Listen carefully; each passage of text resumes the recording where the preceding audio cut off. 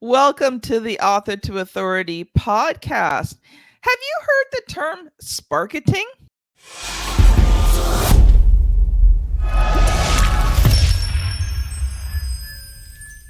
I hadn't before today, but I am excited for today's conversation because we are going to be talking about modern marketing. And I've got with me today Scott Murray. He's the co author of the most amazing marketing book ever by Mark Schaefer and Friends. He also has 20 plus years in content marketing. Scott, welcome to the show. Hi, Kim. Thanks for having me. It's good to be with you and your audience. So, Scott, I'm just going to ask you the question that I'm sure everybody's just thinking because what is Sparketing? Yes, that's a great question, and I hope a lot of people are going to be asking that question. Really, what Sparketing it's a way for marketers to find an easier path to, like you said, evolving into modern marketing. We're in an era now where marketing, which is kind of rooted in words like sell and promote, which is driving away consumers. We're now in an era of where we need to have two-way communication with them. We need to spark engagement. We need to spark trust. We need to spark response, relationship, all the things we're hearing. And I think by calling what we're doing sparketing and focusing on sparking something meaningful with that connection with the consumer already puts us in a much better mindset than when we think in terms of marketing, which kind of automatically, just by habituation, has us thinking promote and sell, and we lose that other component of what's important in modern marketing. Mm, love it. I love how you have shifted it around because you're right. Like when you do think of marketing, it's advertising, it's getting your message out there. It's you know, getting people ready to buy, like those words, buy, right? And I don't know how many messages we get each day. I think it's thousands of advertising messages that we get each day. I mean, I know if you're watching this on YouTube, like there's constant ads on YouTube. So I like that concept of getting away from marketing to sparketing. That is Yeah. cool. I mean, if you think about YouTube, for example, I mean, that's a great example because what are people willing to do to avoid those ads? Pay YouTube money. What else do you need to know about people's attitude regarding ads? They are willing to pay money so they don't have to see them. And I'm one of those people that I take it a step further and I talk a lot about, the mindset of the consumer because we're all consumers. And when marketers remember they're consumers, they realize that, there's a lot of strategies they're creating that are almost counterproductive. Because I'm one of those people that I'm like, well, on the one hand, I don't want to see ads, but on the other hand, I don't want to pay. So what I do is if there's going to be a long ad, my consumer brain goes, okay, if you're going to force this ad on me, I'm just going to minimize it until my content comes up just to prove you can't make me watch this ad. And I'm sure there's lots of other consumers with similar mindset. And I know there are because as a content marketer, I've had to break some of those barriers where I know past experiences and attitudes towards ads are something that I had to take into consideration when I created content over my career. Excuse me. It's funny. Sometimes if I'm really annoyed at ads, especially on YouTube, I let them run the whole ad because what people don't know is if you cut out right where it says skip ad, there's Mm-hmm. really no charges to the person who puts the ad up. But the Ah, longer you watch, the more they pay. So the really bad ads. wow. I know All it's a right. little, But and I don't do it all the time. It's just every once in a while if I'm really annoyed, I'm like, I'm just gonna let this thing run through. that's human nature, isn't it? What you can only take so much, and then you have to fight back a little bit. Yeah, because like you, I refuse to pay for no Yeah, no ads. It's not it's not worth the money to me. And I know for some people it is, and if that makes your life easier, it's there. But for me, it's like yeah. I can The take 30 irony seconds is, to do something else. yeah, no, and there's probably something we can do. The irony is, nowadays there's a growing discussion of just old things marketers used to do, that we have to stop doing because we have to think about the consumer experience. And one of Yes. those things is gated content. Whether that's a good Mm. idea anymore. Whether or not you can really offer something that's worth putting your information in. And I want to say I read a study a few weeks ago that talked about the extent people will go to avoid ads. And it really broke it into all these areas of things they're willing to do. And it wasn't just pay money, they were willing to give personal information up if it meant getting to avoid ads. And it was like stuff that, typically if you were filling it out just to get something, you might be like, hey, I don't, they don't need this. But they're like, is that what I have to do to avoid ads? Yes, here's my address, phone number, and all this other information, just so I Oh, don't have to see ads. That's what we're up against today. wow. This wasn't where I thought the conversation was going today, but it's cool. I enjoy it. Scott, why don't you take a couple of minutes, introduce yourself, and share a little bit of your entrepreneurial journey, and how did you get into content marketing and marketing in general?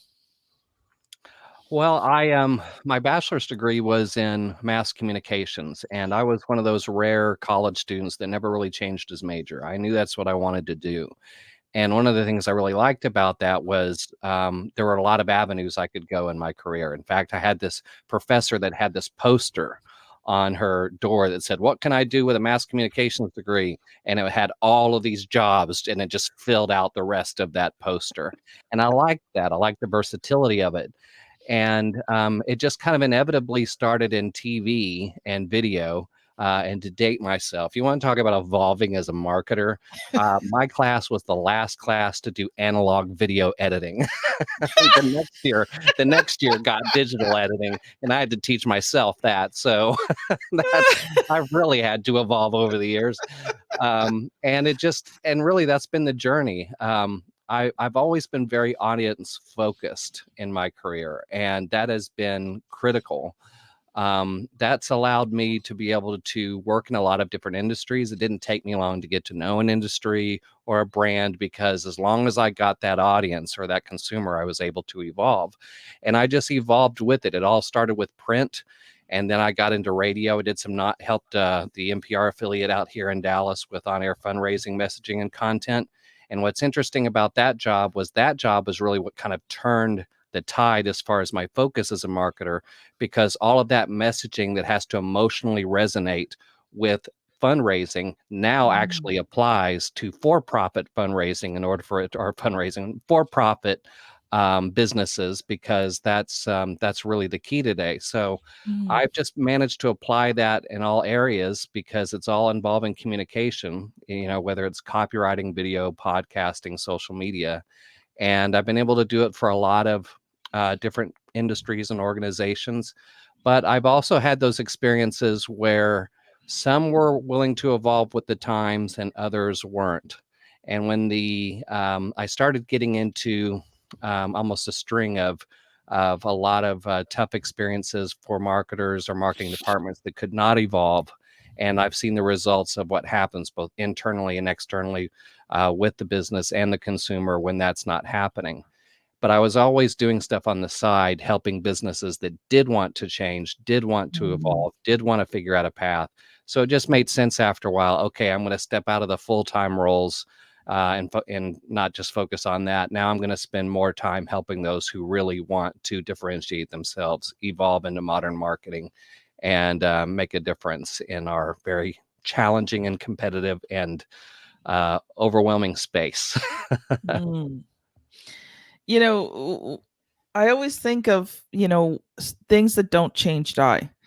And for me, the classic example is always Blockbuster. Mm, Who yeah, ever thought that Blockbuster would go under? And yet they refused to change with the times. Netflix was starting to come out and they're like, "Oh, that's not going to catch on." Well, yeah, within a few years, the company's gone, right? yeah. Yeah, I mean, that's a really good example. It's also an example of, too comfortable with your success right at that moment. There's a Mhm. long history of people and businesses that have done that.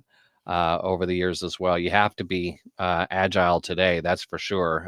And that was just the start of things to come, I think, when it comes to evolving and seeing where things are going. The interesting thing is I've even worked for organizations that whose core messaging was telling other businesses, you have to evolve, you have to change with the times, and we can help you do that. But when it came to marketing, it was like, oh no, no, no, that's not what we do.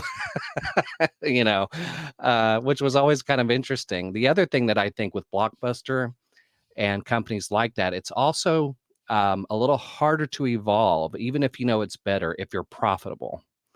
You Mm. stop and think, well, we're making money. Why do we need to change anything? And I think the thing to remember there is, well, how much money are you leaving on the table? What doors have you not opened yet? The analogy I've used is it's like going on The Price is Right to win $10,000, and you jump up and down and run off stage after you win 100. you know, there's still so much more money you could have had. Don't be excited about winning 100. so that's there's a lot of things that can get in our own way as marketers when we know we should probably be doing something different or better.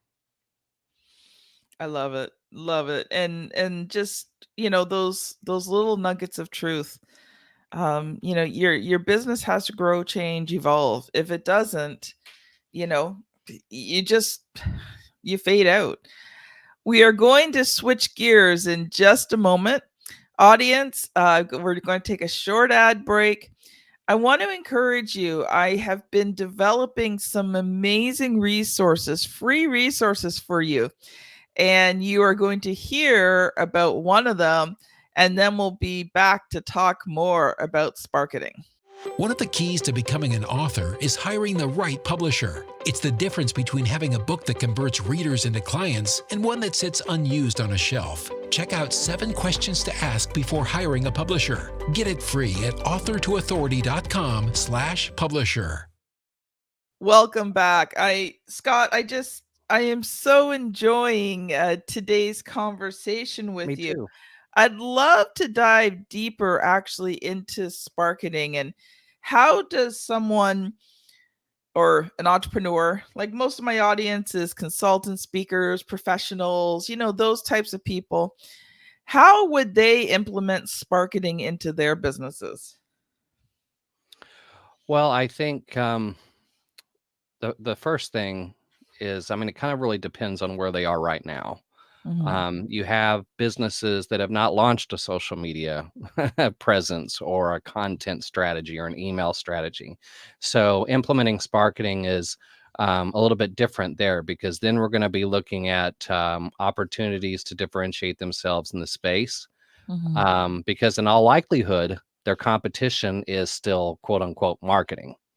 So Mm. here's an opportunity by being a lot more consumer focused and evolving into these more modernized strategies that focus on, transparency and two-way communication, and be willing to open up channels of communication and take approaches to content that before we didn't, for a variety of reasons. Sometimes it was an obsession with the competition and, oh, we can't show that. We really can't have that attitude anymore.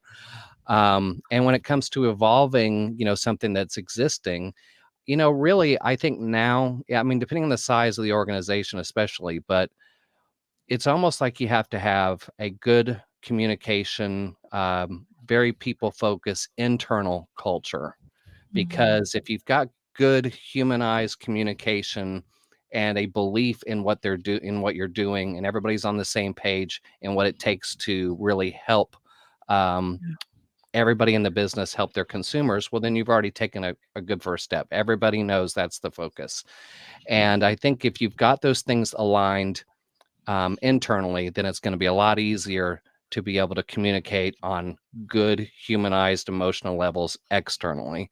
Mhm. And there's a combination between that and then being able to break out of some of the things, old content marketing strategies and Yeah. ideas that might have worked at one point in time but really get in our way today. because consumers have seen everything now, and they all have experiences and they all have interpretations as to what you're doing. And we have to break those barriers down and give them a reason and proof that we're different and we're really there to help them and not just help ourselves. That's a very generalized term, but it also are set of terms and definitions. But I mean, if you're, you know, it really kind of depends on what your business is, whether you're B2B or B2C. But at the end of the day, you're still talking to a person. But it really is going to make a difference one way or another. We just have to kind of break it down based on your industry and audience. A lot of my audience works in the B2B sector. So you mentioned content, and I think that's an area we can probably focus in on because, most of this audience probably don't have marketing teams and stuff like that. They're doing a lot of these things on their own. And Yeah. content is something that they can at least work on and control. So let's talk a little bit about content and what kind of content should they be creating right now? Well, I mean, there's a lot of avenues, obviously, and it might depend on how your audience consumes content. I mean, one of the things that's been kind of nice as we've learned about social media and content over the years. Before it was like, let's just throw as much as we can out there and be on all platforms and do, to launch everything at once and just keep throwing stuff out there. And of course, now we live in a day and age where it's already overstuffed enough, and stuffing it with more isn't going to help us stand out. So, really, if you have opportunities to talk and put yourself in front of your audience. So if you're doing podcasting and video, whether on your social media channels, on your website, or through a podcast, kind of like what we're doing, that's a really good way to humanize your brand.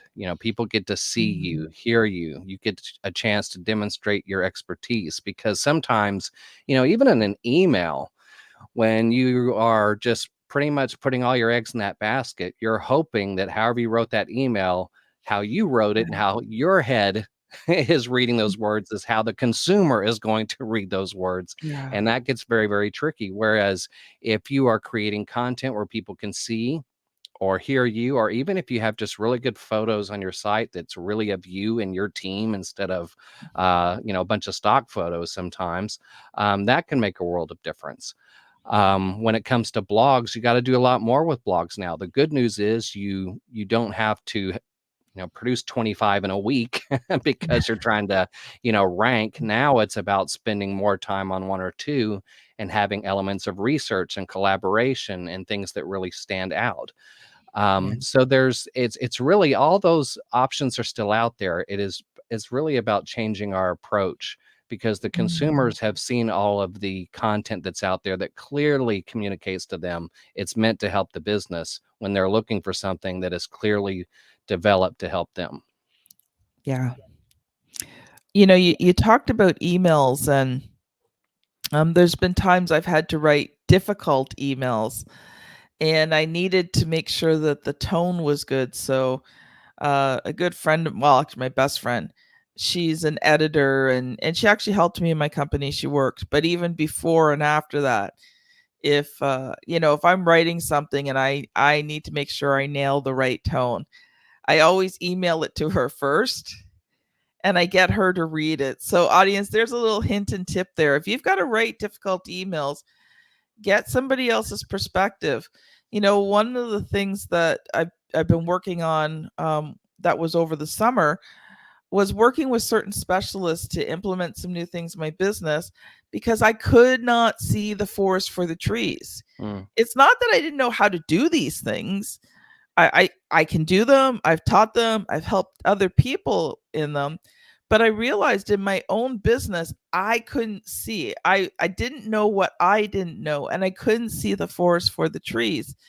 And so I spent a lot of time this summer working with specialists to get a whole new perspective on my business, on developing out certain pieces like free resources, videos, developing new products.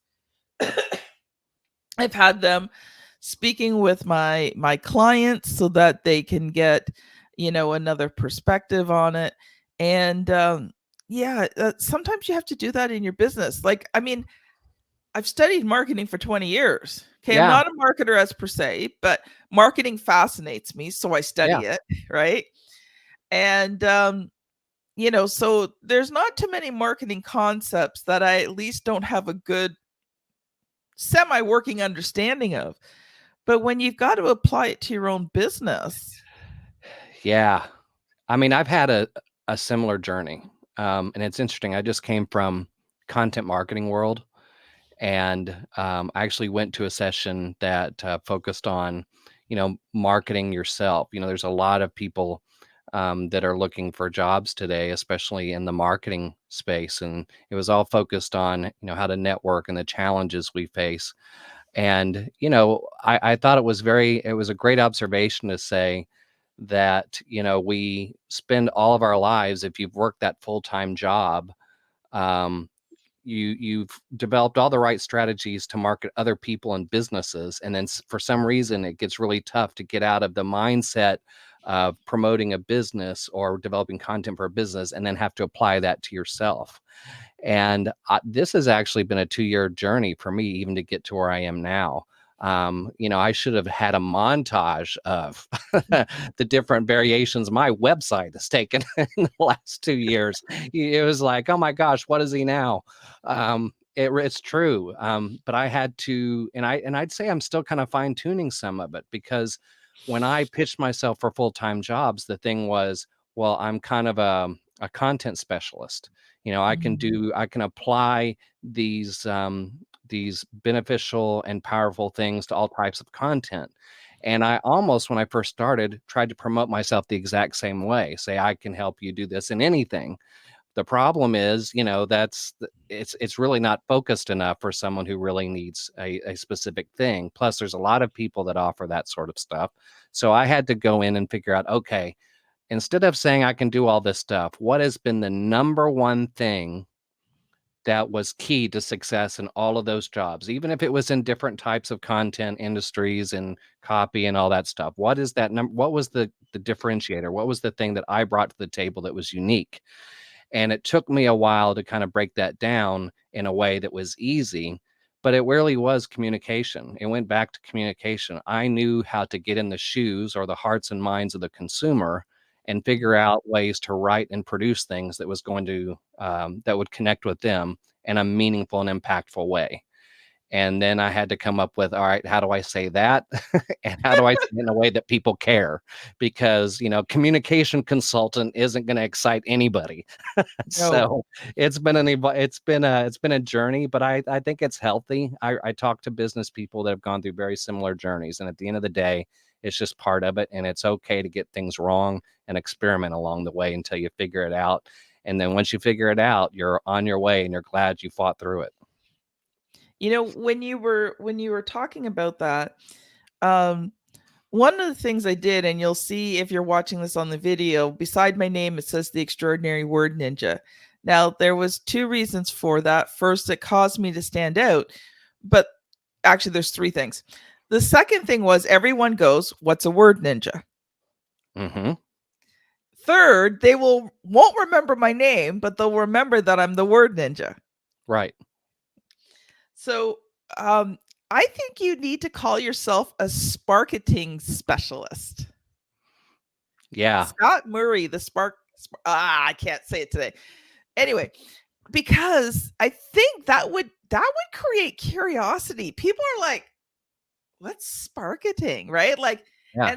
and then when you explain it, they're like, "Oh, that's a oh, okay, audience, It's all your right, Kim. mouth I'm is right with you. not working today." It's Um, okay. I'm with you. um, that would help to differentiate yourself, and it would stand out. Yeah, I that's something I'm working into it. Sparketing was actually part of the early part of my journey, as I was developing this, but it was just kind of a side note thing. And I think part of it was because I was trying to figure out if it was just too different, if people would, really be intrigued by it or go, well, that sounds kind of silly, which it does in a way. But when you find out what it is, then it makes sense. And then it's not such a bad idea. And by the way, I've always told people, if the idea itself is just to get away from that mental block that the word marketing creates, where we think like marketers, sell and promote, which already puts us at a disadvantage. You don't have to call it sparketing. There might be something in your business culture that is a different word than marketing that's better than sparketing. Perfectly okay. That's it's not going to offend me at all. Uh, it's the idea, it's the principle behind it. The first thing I came up with that's very similar to Word Ninja was, and this is actually in how I'm listed in the book, is communication craftsman, because I was always developing the right words and scripts and things for content that were actually making a difference, and that was a way that I could brand it. But yeah, now Sparketing, now that feels like part of Sparketing. So I am working through that still, but they're both associated, because what I say is Sparketing means that it's basically a philosophy of modern marketing that focuses on two vital components: communication and the consumer.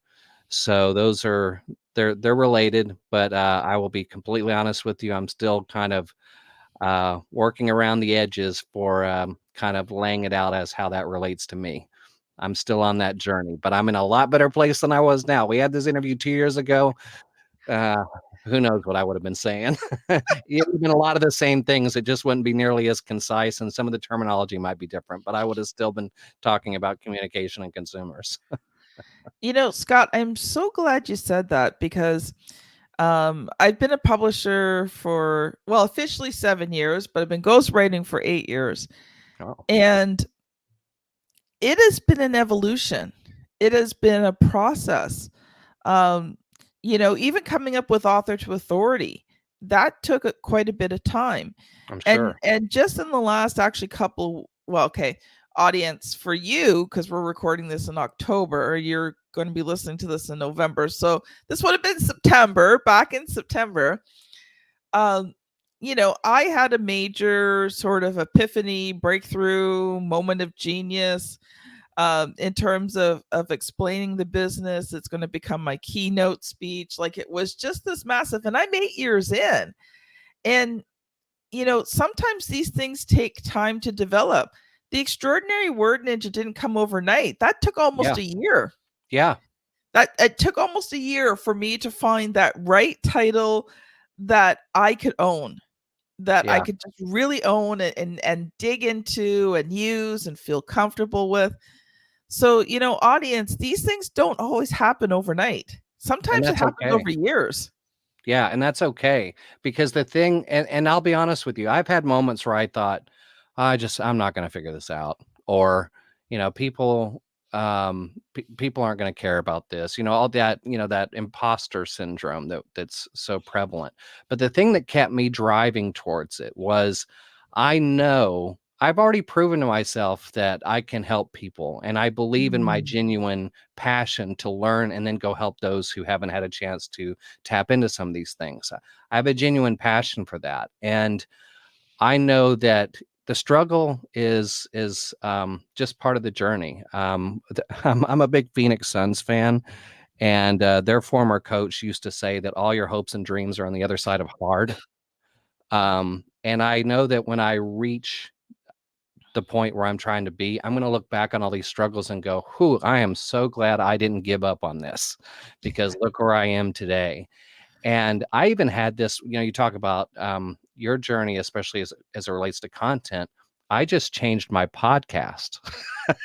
I just, and this was tough because I've been podcasting since 2011, and I've only had to change the name of the show once, and that was my very first show because I messed that up.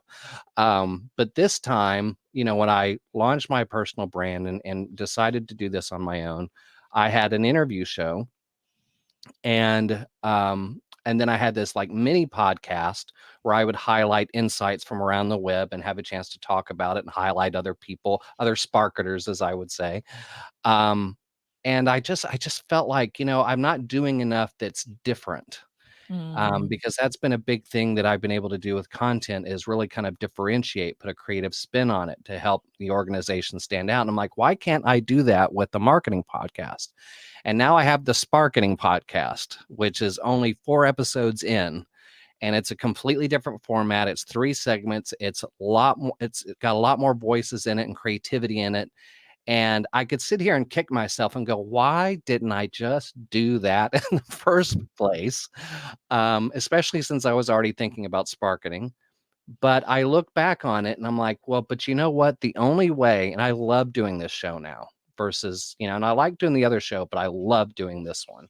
And I look back on it and I'm like, the Sparketer podcast would not exist had I not done that other stuff first, because doing Yeah. those 2 shows led me to this one. So I don't look back on the old thing as a mistake. It was just part of the journey. Couldn't have said it better myself, Scott. We're going to shift gears here because we got about 5 minutes left. And you are a contributing author to the most amazing marketing book ever. So I want to talk a little bit about that. So first of all, just give a quick introduction to the book, and then I'm going to ask you the question I ask every single author who comes on the show. All right. Well, yeah, it's an amazing feat. First off, it's 36 different authors led by Mark Schaefer, who is a best-selling author of many great books, important books like Marketing Rebellion and Belonging to the Brand. So it was a great opportunity to be able to work with him on this. We're all kind of part of Mark's community of experts. And there was this idea that said, what if we all got together and had a group of us make a book, and we follow this format that's easy for people to read? So each chapter is built the same way. They all have 10 takeaways per chapter, and every single person is focused on an element of their expertise.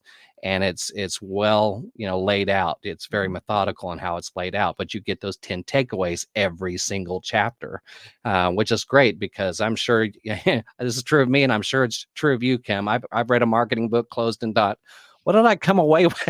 What did I come away with in this book? So it's nice to have those things. And even all those authors, a lot of them, like myself, we were first time authors. This was our first opportunity to be able to do this. And we all also recorded our audio for our chapters. And I don't think Amazon's ever had an audiobook with 36 voices from all over the world contributing to one book. And, it was a challenge to get all that coordinated. And my chapter is on consumer behavior. So it's really kind of demonstrating just how consumers are changing our marketing era and what that means for marketers. And I thought that was a good place to go, because you could at least take that and have that in the back of your mind as you go through the other chapters, as other people are teaching you how to do other things in marketing. Nice. Nice. So, Scott, because you only did a chapter, I know you won't be able to fully answer this question, but what was the good, the bad, and the ugly of having that chapter in that book? Well, I wouldn't say it's bad or ugly. It seemed like it could get ugly, because we're like, how are we going to get all these people together, coordinate an effort, get everything edited? There's people who had never recorded audio. They didn't have equipment yet, and they were going to have to voice a chapter, and it was going to have to be approved by Amazon. And actually, the first time we submitted to Amazon, there were still things we needed to change. And how we're going to meet all the deadlines, and how we're going to, organize everything that's related to the book, but have 36 people in the process, plus people on the back end. But we did it, and we met all of the deadlines, and it's out. I mean, that in itself is definitely the good. Um, and I think some of those challenges you might have even thought could maybe fit the bad part of it.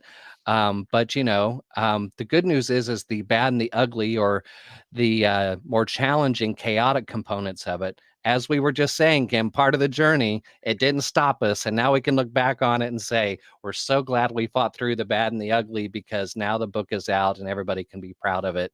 And it really can help a lot of people, because, we've already been fortunate enough to have a lot of really good positive reviews on Amazon. So I'm just glad that after all of that, it's something that the group can be proud of, because we know we did it from a place of where we were trying to make it easy for people to have kind of a reference book for Mhm. marketing. And I'm so glad Mark was able to coordinate all of this and help us noobs in the process and made it happen.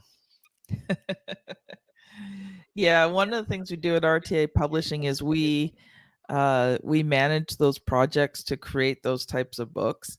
Yeah. Actually, we do a lot more than that, but one of the things we do is manage those product projects, and it is when you've got so many people, like, the biggest part is managing it to get it done in a timely Yeah. fashion, especially Yeah. with people who have never written a chapter before. So I hear you. I hear you.